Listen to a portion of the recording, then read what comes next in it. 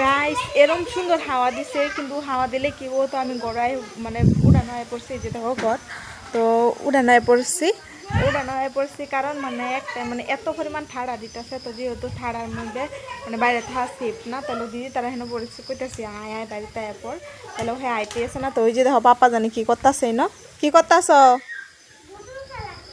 হ্যাঁ হ্যাঁ বুতুল খেলা খেলতেছে, ওই যে দেখো বুতুল খেলা খেলতেছে। হ্যাঁ বুতুল খেলা খেলতেছে আর এনো এত পরিমাণ হাওয়া দিচ্ছে, তো আমি করছি উড়ানো হাওয়া আছে আই উড়ানো বই হওয়ার। তো যেহেতু বাইরে মানে তা সেফ না, কারণ বিরাট দিনে যেগুলো মানে জিলাইতেছে, তারপরে ঠাড়াও দিতেছে। তো আমি বাড়িতে এসে অল্প জল খাই, মোর শরীরটা জানোই তো বহুত মানে অসুস্থ। তো তাইলেও তোমার লিগে হাসি মুখে ভিডিও বানাতেছি, তো ভিডিও তো আপলোড করে নিয়ে লাগবো, যেহেতু ভিডিও কন্টেন্ট ক্রিয়েটারের যে রমিও কষ্ট হইলেও ভিডিও করে নিয়ে লাগবো।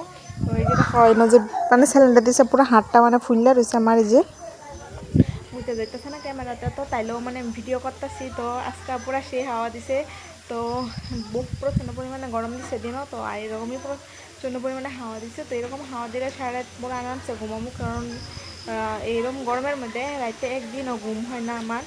তো এই যে দেখো একদম হাওয়া দিছে, সেই হাওয়া দিছে একদম, দেখো কাপড় চোপড় উড়াই লয়ে যেতেছে গাইছে দেখো।